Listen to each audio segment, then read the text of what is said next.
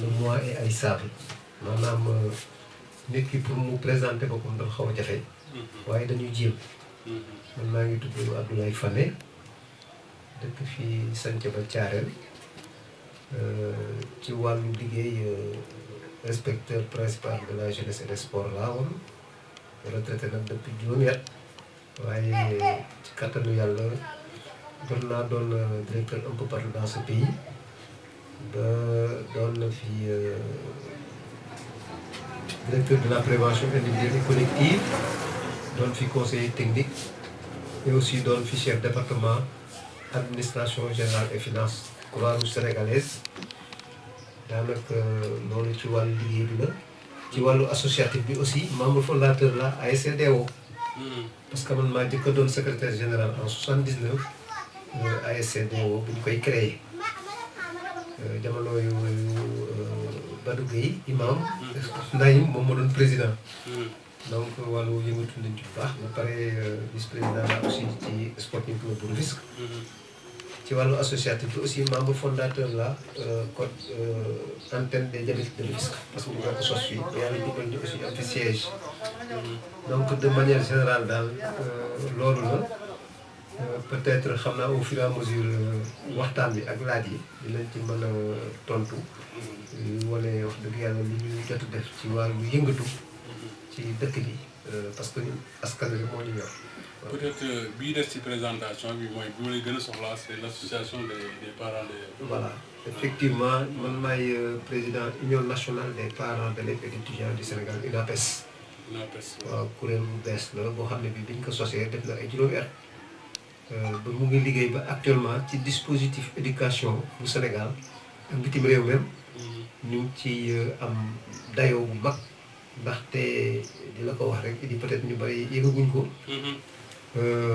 liggéey nañu juróomi at ba am léegi lépp lu ñuy wax ci wàllu éducation dañu ci invité ñu mën ci wax suñu xalaat ba présentement ñu ngi ci amoon ci benn projet boo xam ne bii pour créer une fédération internationale des parents d'élèves boo xam ne bii am na nu muy demee ci kattanu yàlla dañu programmé woon ne décembre 2020 lañ ko war a sos te fii bu soobee yàlla fii lañ ko war a defee Sénégal ce qui veut dire que déjà il y a 21 pays yoo xam ne yi ñu ngi répartir à travers le monde te bu boobaa bu yàlla dimbalee ba lii nekk suñu kanam muy wàllu Covid 19 bi buñ ko fànqee peut-être dinañu mën a permettre ñu mën a travailler parce que dispositif bi installé nañ ko ce qui veut dire que am na nu muy demee Sénégal dina mën a accueillir le congrès constitutif de la fédération internationale des parents d'élèves et loolu la ñuy yëngatu ci wàllu woowu daal.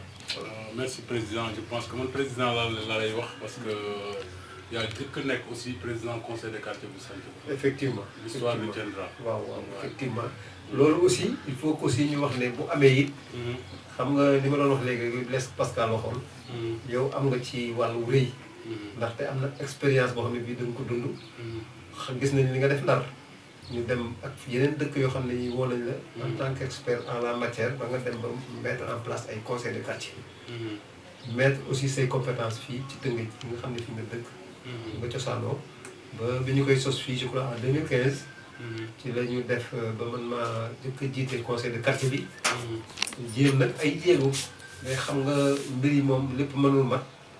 waaw mais ñu ngi ñaan yàlla peut-être posé nañu jalon yi. ki fi nekk actuellement di Malick Boye. ak équipe am yàlla jàppale ko ba vraiment objectif yi nga xam ne moom la ñu assigné conseil de quartier yi. ñu mën ci am véritablement résultat yu baax ba pare am ci ndam voilà. président xam naa dañuy commencer par une question ouverte ci wàllu Covid 19 bi. maanaam li nga xam ne moo wax nga sax sa biir wax. parce que am na yu bari yoo xam ne planifié ngeen ko mais wóorul leen ak ngeen ko def.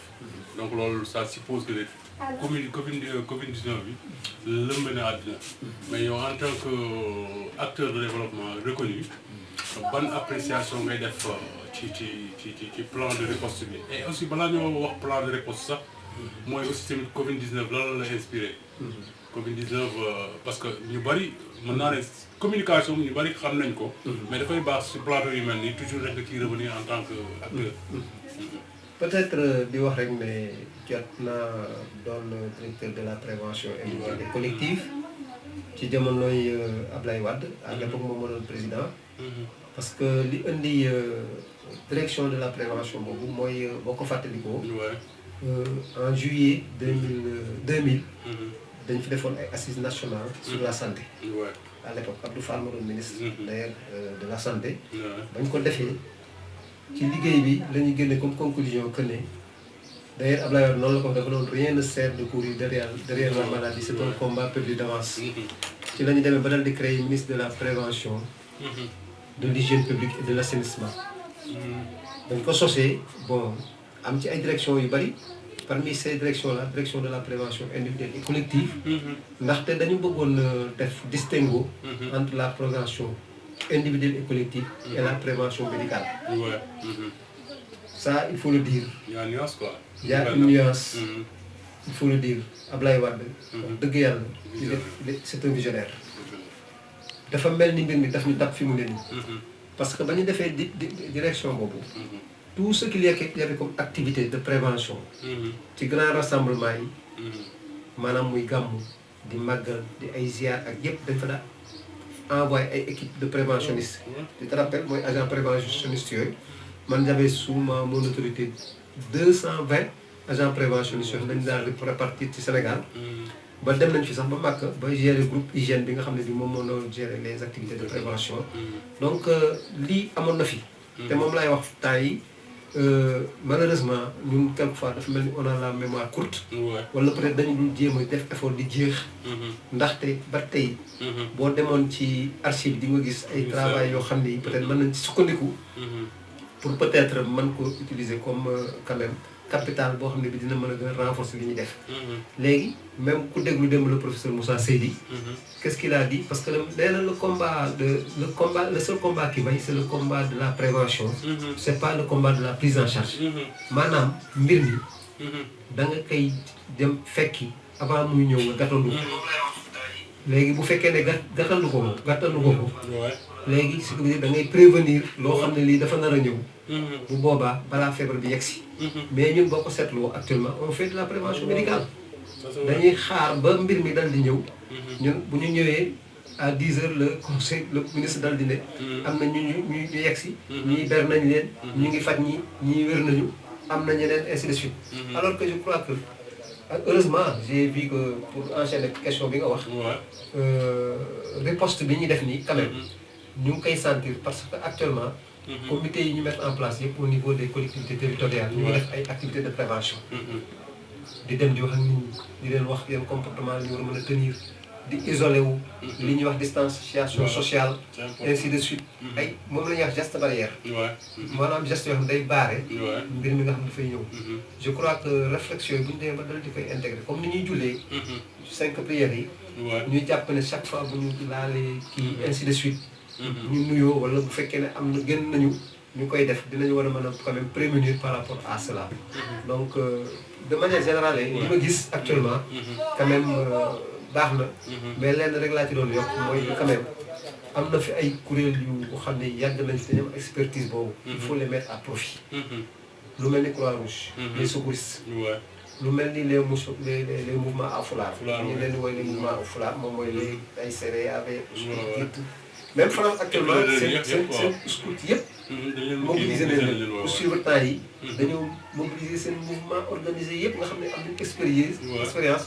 tu luttes contre ces genres de fléaux. def nañ formation basique yi quoi. voilà mu ngi noonu justement. donc parce que li nga wax ci prévention. je pense que dafa valable fépp. parce que mon discours man xam nga actuellement.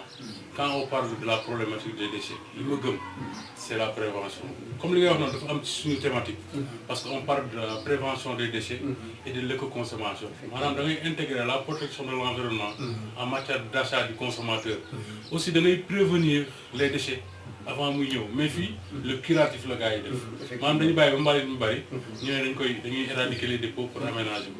et te li nga war a def mooy prévenir pour wàññi sa consommation. pour wàññi say déchets donc l'aspect prévention ñi réussir yëpp presque c'est liggéey parce que et moo gën a mooy cher le curatif c'est tellement cher. parce que ay message la. mooy li ñuy wax prévention primaire. parce que prévention primaire mooy da ngay liggéey en amont. balaa mbir mi ñëw gàttal bi. comme ni ñu ko doon waxee d'ailleurs moom moo doon suñu slogan. fagaru moo gën faju Ouais. maanaam wala xoddeeku bala ngay lakkale Ouais. xam nga yooyu yëpp ay slogan yoo xam ne nii dañ ko tiré si sunu vécu yi Ouais. boo seetlee ñu naan xoddeeku bala ngay lakkale lan la moom mooy sunu papa yi sunu wéjur yi bu ñu daa béy bu ñu demee ba des lu dul di waajal dañuy defar tool bi ba pare xotti ay yoon yoo xam ne yi bu ñu taalee bu taal gi ñëwee ba safara gi ñëwee ba am na foofu bu fa yemee du mën a laal beneen kii fa la yem donc loolu yëpp ay mooy jachère bi ngay wax président il faut ñu waxtaan tuuti parce que li ngay wax waaw waaw dafa dañ ko war a fàttali nit ñi parce que xam nga actuellement la engrais chimique am te xam nga développement durable bi ñuy wax ni sax mag ñi dañ ko daan def parce que bu ñu ñëwee jëlee benn tool buñ ci bàyyee ba pare tout ce qui est résidu dañ koy bàyyi si biir tool bi mu taw ci kawam décomposé wu pour nekk engrais biologique est-ce que comprendre et je pense que loolu tamit moom la ñuy wax les bonnes pratiques ci wàllu set tamit am na ay bonnes pratiques yi fi nekkoon maanaam boo mosaan di jëni mburu da nga yor sac à pain si ngay def mburu mi sa loxo du ko laal c'est ça non c'est important li ngay wax nii fàttaliku parce que des fois dañuy roy ci tubaab bi mais bu ñu xoolee tuuti suñu gannaaw rek suñu génération dinañ ci gis vraiment des bonnes pratiques si mag ñi donc je crois que yooyu yëpp ay réflexe la rek comme ni ma ko waxee yoo xam ne lañu mën a prévenir par rapport ak actuellement mais par rapport aussi au Covid-19 toujours gis nga mesures yi gars yi jël ci daara yi mais à ma grande surprise tey bu ma xëyee taalibe yi war dama leen dàq te boo ñëwee fii nga xam ne mooy Rufisque je pense que le maire de la ville doté na les communes de proximité d'aliments tout ce qui est alimentaire pour mu yàgg ci daara yi boo demee à Rufisque 44 daara jox nañ leen li nga xam ne moom la ñu war a dundee d'ici 1 mois 15 jours mais à ma grande surprise tey bu ma xëyee damay gis taalibe yi ci mbedd mi loolu ban xalaat nga ci mën a joxe wala ban mesure préventive nga ci mën a joxe pour ñooñu mën a toog seen kër parce que ñooñu tamit ay diffuseurs de vecteurs de maladie la ambulant effectivement li nga wax dëgg la mais xam nga bu fekkee ne aussi da nga jël un lot de mat ci ay produits maanaam daal di koy jël dal koy jox daara yi am na lu ñu fàtte aussi mais kan ma koy togg kan ma koy togg parce que daara yi ñun xam nañ ni mu demee parce que ñun ñu ngi dëkk ci dëkk bi boo ko seetee pratiquement ñan fan la ñu dëkk ay kër yoo xam ne dañ leen ko abal ay bâtiment yoo xam ne ñi àggaguñu ak yu mel noonu te ñaare sax li ñu seetlu mooy sëriñ bi si boppam ñaare dafay dëkk feneen xale yi dal di fay nekk mag ñi nga xam ñooy magu daara yi maanaam ñi gën a doon mag ñoom ñoo fay nekk di fanaan ak ñoom donc loolu aspect boo xam ne bii vraiment ça pose problème boole ci aussi bu fekkee ne aussi da nga jël dara teg ko ci loxo nit il faut nga dal di am benn comité wala structure boo xam ne bii chaque matin parce que affaire bi yombul il faut mu am logistique bu ma nee logistique mooy par exemple benn véhicule wala ay véhicules yu ñu répartir ak ay équipes yoo xam ne yii dañuy di évaluer le matin et l'après-midi pour xool la ñu la joxoon loo ca def ndax jëloo ko jaay ko parce que yooyu mën na fi nekk parce que mbir mi am na ñoo xam ne ñi aussi nañu waxante dëgg comme ni ko xale yi waxee am na ñoo xam ne ñi kaañ nañ ko def waaw parce que bu fekkee ne collectivité territoriale dafa am agenda pour jéemal dimbali askan bi am na ñenn ñoo xam ne ñi par rapport ak lañ leen jox ñoom ñu ngi xalaat nan lañ ciy war a mën a amee loo xam ne ni dañ koy féete donc yooyu dispositif yooyu yëpp da nga koy encadré dëgg la président dafa mel ni sax yow préfet dafa dégg li ngay wax tey dafa envoyé ñaari agent pour ñu ànd ak les commissions pour dugg ci daara yi ñu xool daara yi bu la joxee ceeb amoo ku la toggal ñu xool ci kañ bi li ñu daan tudde ndey ga daara muy togg di indi ci biir gis nga Idi pour man c'est bien comme ni ndoorteel la ñu ngi koy ci soog a door mais man je dis que ressources humaines am na fi ba mu doy gis nga ay agent waa Croix-Rouge yi yaa ngi comité départemental nañ leen organiser te gis nga ñooñu c'est des mouvements yoo xam ne duñu dem ñu réclamer dara ñu leen organiser bu ko defee bu ñu defee ay groupe nga xam ne volet boobu ñoom ñoo koy gérer mu am benn chaque ngoon par exemple réunion de maîtrise comme réunion d'évaluation boo xam ne président profité nga nuyu ki nga xam ne moo jiitu Croix-Rouge man dinaa nuyu maison des éclaireurs bu Rufisque ñoom Mbaxane ñoom Assane Guissé maa ngi profité vraiment di leen remercier parce que pour dëggal rek li président di wax parce que ñoom éclaireurs yi ñoom ci askan wi rek la ñuy nekk ci askan wi la ñuy liggéeyal et sans rien demander en contrepartie c'est vraiment des volontaires. gis nga depuis combien de temps. bi affaire bi ni ñuy commencé maa ngi koy wax. nañ leen tey mouvement à fulaar yi. nañu jël service civique national. ñu ngi fi. Ouais. ancien agent préventionniste yi ñu ngi fi. nañ leen mobiliser defal leen genre brigade. wala xaw ma nu ñu leen di tuddee. yoo xam ne yii. benn cellule d'appui rek. voilà benn cellule d'appui boo xam ne bii da nga leen ne leen lii. mais président li ngay wax nii mën nga wax préfet. waaw waaw mais man j'ai demandé. de façon bi mbir bi amee. donc man wax dëgg yàlla. maa ngi au niveau national de telle sorte que. mais bi mbir mi amee. woo naa ñi ma war a woo. wax leen ko wax ne leen ko. le maire Mar je l'ai appelé c'est un ami. ne ko je suis disponible. pour mën a quand même sur le plan stratégique. ñu doon di man ci jàpp. j'ai appelé le médecin chef. comment dirais-je kii Mbaye Thiam. wax naa ko ko. j'ai appelé aussi Daouda Koya wax naa ko man loolu laa man ñun mën nañu lu dul joxe sunu xalaat. waaw Souleymane Ndoye voilà justement voilà mu ngi noonu. bu ko defee ñu nit même peut-être mën nañu toujours di teew. mais quand même am na yenn xalaat yoo bu ñu ko joxee. mais je vous dis que bu fekkee ne am nañu des brigades de choc. yoo xam ne mën nañu intervenir dans un premier temps. dañu war a def cartographie. des zones à risque. parce que bu ñu defee cartographie maanaam ñu xool par exemple dans la ville de Rufisque. yan zone la ñu xool xam ne. c'est des zones de yoo xam ne am na lu muy demee ay foyers. boo ko identifier ba pare. léegi nga dal di pour chaque zone nga dal di fa def dispositif. teg ko fa dafay mettre en place par exemple supposons ñu ne conseil de quartier bu sañ ko. ñu dal di jël kenn koo xam ne kii commission santé bi. ñu dal parce que aussi il faut la coordination avec la communication. bu fekkee ne conseil de quartier bi. ku mel ni Moussa Seck. jox nañ ko portable. parce que il faudrait que ay. mais Moussa Seck am na portable. waaw bu fekkee ne am na portable. waaw bu ma nee portable am na portable danañ ko jox ay moyens yu ko mën a permettre. mu mën di communiquer. par exemple bu fekkee ne de gis na benn zone boo xam c'est une zone à risque. wala un gan boo xam ne gii. dëkkul ci koñ bi. dal di xëy parce que fii lañ dëkk. bu ñu la gisee nga doon gan. ñu identifier la xam foo jógee. waaw parce que mën nga am koo jaar bi fii dëkk bu boobaa information yi bu remonté. dinañ la mën a permettre au moins. yow li nga wax moom la doyen Matar Diop doon wax mais même bu dul Covid-19 bi. ku dugg ci quartier dañ ko war a xam ku fi dëkk dañ ko war a xam. man sama kër laa wax. waaw sama kër. ku fa ñëw benn yoon ñaari yoon xamuma dama ne kii kan. waaw loolu leer c'est normal. waaw et boo defee métaphore bi. voilà sa kër mooy sa koñ. voilà sa koñ. mooy par extension. mooy dëgg ci échelle la quoi. justement mu ngi noonu voilà. je pense que c'est important mais damay profiter rek pour partager expérience bi nga xam ne gis naa ko Rufisque Est. li may wax nag du li ma nekk Rufisque Est moo tax ma koy wax parce que c'est une bonne expérience. comme li Fane doon wax président Fane doon wax léegi. mooy cartographie tamit lu am solo la. parce que quartier dañ koy cartographie xam nombre de ménages ya fa nekk. nombre de maisons ya fa nekk. mais xam tamit ban dynamique moo fa am boo ñëwee à l'est tey ñu ngi travailler sur benn cartographie. ci benn dynamique sax dans un premier temps. parce que préfet dafa def comité de riposte Covid-19. mais au niveau local dans les communes. comme ñun ni ñu ko defee dafa war a am comité communal de riposte Covid-19. c'est ça.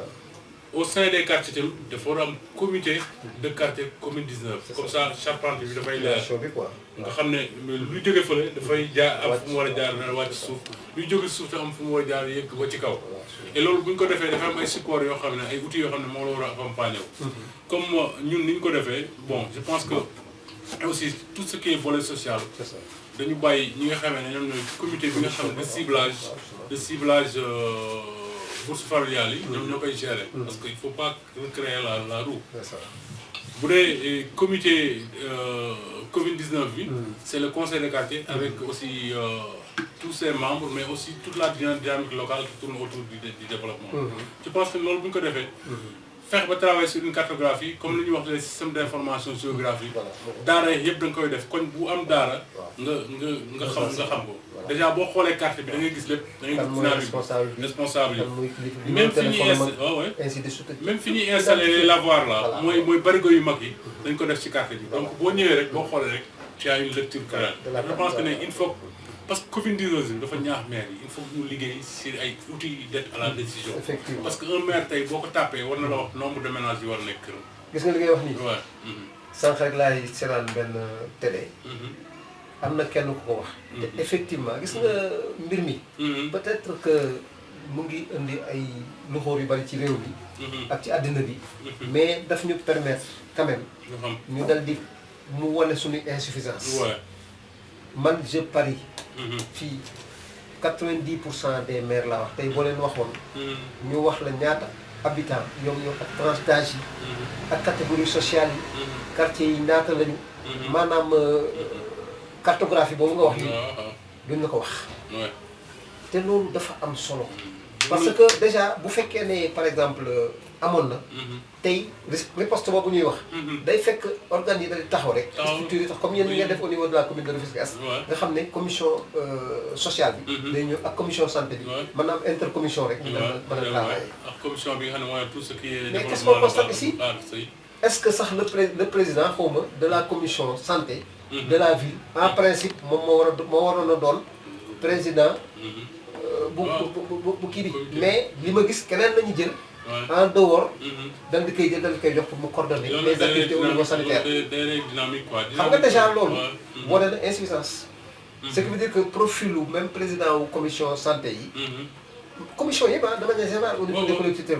territoriales dañ ko war a seetal structuré ko parce que di nga gis kenn ko xam dañ koy jox commission dina dem ba mandat bi jeex structuré wu sax du ko def du mën a am lenn loo xam mën na ko teg pour mën a def un plaidoyer pour ñu jox ko ay moyens mu mën a fonctionner parce que structure collectivité territoriale bu war a fonctionner normalement en principe bu fekkee def nañ seen réunion yooyu ñuy wax xaw ma d'orientation xaw ma na lañ koy waxee bu boobaa ku nekk di nga xam sa budget bi nga xam ne bii war nga ko mën a am ngay fonctionner ba pare di rendre compte c'est important li ngay wax xam nga bu ñu wax intercommunalité c'est pas intercommunalité à travers les cellules dañ ma baal les cellules mais intercommunalité dafa war a am sax ci commission yi maanaam commission santé yëpp war nañ mën a am jot daje ci benn plateforme nga xam ne yii bu ñëwee avant ñu ñëw sax liggéey ci prévention liggéey ci un programme commission environnement yëpp dañu war a nekk ci benn lekkat ainsi de suite mais tey Ibou kii Idi tous les présidents de commission waroon nañu mën a toog tey en principe affaire bi amee rek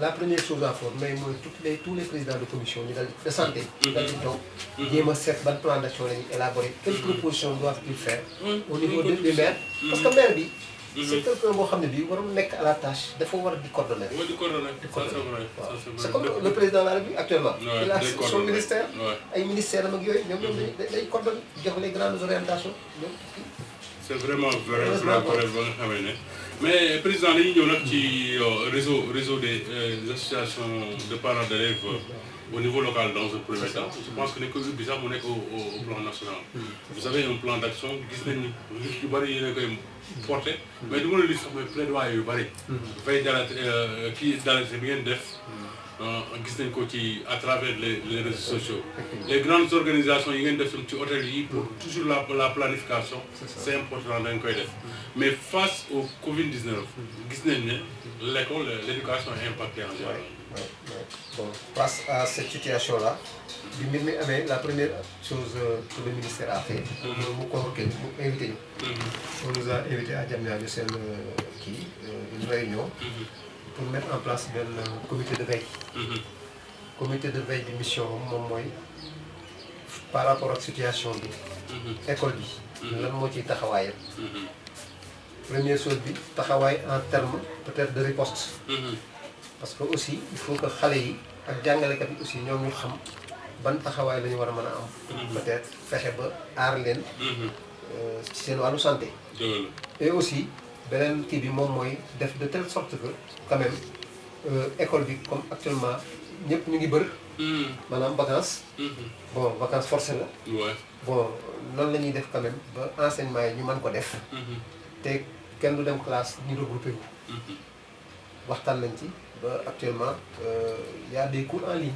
parce que au niveau du ministère de l'éducation am na benn kii bu ñuy wax CIMEN benn plateforme boo xam ne bii dafay jàngal xale yi ñi nga xam ne ni am na ay ordinateur ak yooyu bon am na ay cours yu ñu def aussi au niveau des télévisions de la place mais ñun bi ñu jëkkee posé affaire bi ñun UNAPES dañu ne ñun ànduñu ci parce que bu ñu xoolee Sénégal je crois que ñi am ay télévision ak ay ordinateur ki portable boo ko seetee bariwul noonu ku dem Fongolembi bi wala ay ginnaaw Fuuta ak yu mel noonu am na ñoo xam ne ni ordinateur sax ñu gis mos ñu ko gis ba tax na déjà bu fekkee ne da nga bëgg a def ay cours en ligne ak ay cours dans les télévisions ñi nga xam ne ñi nag amuñu yo xarala yooyu ordinateur yegg na fépp yegg na fekk mais quand même je vois connexion bi waaw connexion bi même télévision yi des na parce que am na zone yoo xam ne bii problème mu signal la ñuy am de telle sorte am na ñoo xam ne ils seront lésés léegi ñun lan lañ leen suggéré woon moom mooy que école yi nga xam ne yi peut-être c'est un peu difficile amuñu courant sax. population amuñu courant sax mais am ay connexion.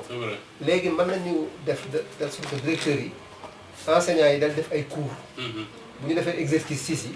dal di koy def ay fascicule en collaboration avec les IEF et les IA bu ñu ko multiplier. ñëw teg ko ca direction ba. parents yi seen bopp. waxuma élèves yi de. ñëw récupérer ko. dal di ñëw jox ko seen doom. bu ñu ko corriger ba pare ñoom ñu récupérer ko parce que affaire bi. actuellement ku nekk soldat war a doon. sa soldat bopp. donc ñu ko proposé nañu ko ministère de l' éducation. ñu ngi koy étudier. parce que ñun mën nañu d' accord ñu dal di bàyyi mbir mi rek ne ay cours en ligne. ay informatique wala xaw ma en classe xaw ma salle des profs kenn xamul. te am na ñoo xam ne duñ ci jot léegi bés bu ñu demee ba examen yi dal di jot. am xale yoo xam ne ñu bénéficié wuñu ci loolu. ñeneen ñi bénéficié wuñu mais bu résultat yi jotee ñan ñooy gañ. te loolu aussi ça c'est pas de. c'est vrai que xam nga tamit critique bi ñu ci def mooy loolu rek xam nga cours en ligne moom. doo mën a demander le prof li nga comprendre. très bien mais bu dee en classe wala comme ni ay exercice. dañ koy corriger. am na leneen lu ñu ci def luñ ci seetlu ñun.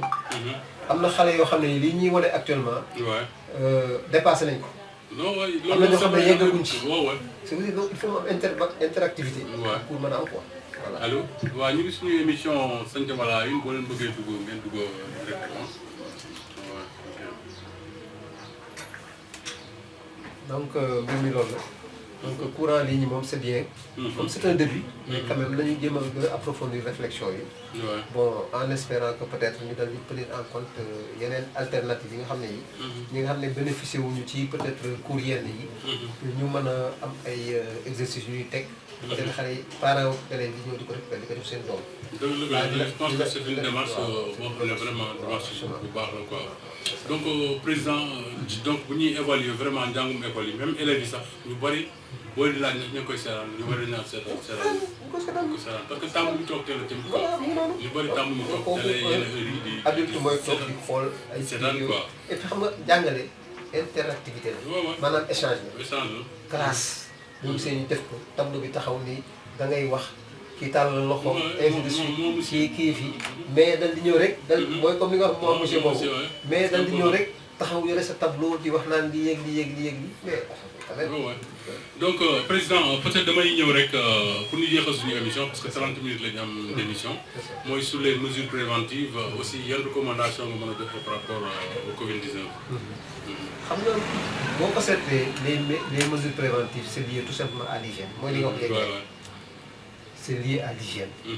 parce que bu ñu nee raxas loxo hygiène la parce que boo ko seetee 80% presque plus 80% des maladies. daanaka boo ko seetee ci ay loxo lay jógee. dëgg la ci ay loxo lay jógee. donc loolu moom c'est un réflexe boo xam ne bii. même bu Covid bi amul woon. dañ ko war a di intégrer. tous les jours. chaque fois boo jógee génnee boo duggee sa kër li nga war a def raxasu. boo duggee si toilette yi raxasu. boo waree booy sa xët ainsi de suite parce que yooyu c'est des gestes yoo xam ne yi dafa war a accompagner sa vie. donc loolu lañ ci invité nit ñi. et aussi ñu respecter normes yi nga xam ne mooy geste barrière bi. ak aussi distanciation sociale bi ak regroupement yi. geste barrière bu ñu ko waxee. waaw mooy maladie bi si loxo lay jaar. voilà nga def benn barrière ci diggante bu du ñëw si gémmiñ wala sa bakkan wala sa bët. très bien waaw je crois que loolu baax na aussi quoi. ak aussi ñuy bàyyi xel ne aussi comme ni ñu toogee nii. mais xam nga yii yëpp c'est des porteurs de virus. parce que li ñuy wax nee nañu plastique bi même plastique. bu fekkee ne par exemple virus bi tag na ci. mën na toog ñetti fan. ce qui veut dire que c'est différent. pour par exemple ki sëxat. 3 heures de temps mu dal di seey ainsi de suite. donc je crois que tout ça c'est des gestes yoo xam ne yii. day kii peut-être di profiter ci occasion bi rek. si vous le permettez. pour dire que ñun actuellement ñu ngi créé benn front. boo xam ne dañ koy front fagaru moo gën faju. c'est un front boo xam ne composé de pratiquement une vingtaine d'associations nationales. prévention la ñuy def. moo gën. waaw fagaru moo gën faju. voilà moo gën prévention moom moo gën. faj nit ki toog ba mu feebar. te ñoom ñëpp xam nañu loolu boo ko defee. dina la permettre dina amoindrir coût bi. charge yi. donc ñu ngi ciy liggéey. te front boobu presque ay fédération des boulangers. xam nga affaire pain bi ni ñuy kiiwee. ak ay Horizon Sans Frontières mooy ñooñu xam ne dañuy liggéey ak immigré yi. ak y a beaucoup de structures. ay UNACOIS Yeesal. y a beaucoup de structures yoo xam ne yi. ñu ngi ciy liggéey pour peut-être def benn plateforme bu ñu déposé au niveau du ministère. même le ministre de la santé war nañu recevoir. bu ko defee peut-être ñu mën a am capacité. suñu organisation au niveau des départements. boo leen ci thématique des déchets moi je suis prêt à venir pour la prévention des déchets. Il n'y a aucun problème. On va t'intégrer. Je vais demander à Mballo Diatiam du site SAS. moom moo ko géré. bu ko defee xamoon naa ko mais xam naa ne defee nga mën a ñëw bokk. daan na ñëw sant bu bëree bëri fii si merci président Fane bon xam naa dañuy jeexal suñu émission di wax ne tamit boo amee jot boo amee concept émission wala am loo waroon mën nga jaar fii. incha allah kii bi pour jaar c'est on est vraiment en partenariat avec mais ce qui est problème fii mooy ci mukaay bi. mooy ci mukaay bi quoi. mooy ci mukaay bi. donc tey yéen a ngi woon seen émission sant wala une ñu amoon chance na am un acteur de développement bu am chapeau yu bari ñu wax na ko ci biir émission yi di ko ñaan mu dellu si fii pour ñu mën a développer yeneen concept donc dinañ jox rendez-vous demee ci waxtu bi merci. jeex na. oui c'est bon. Voilà.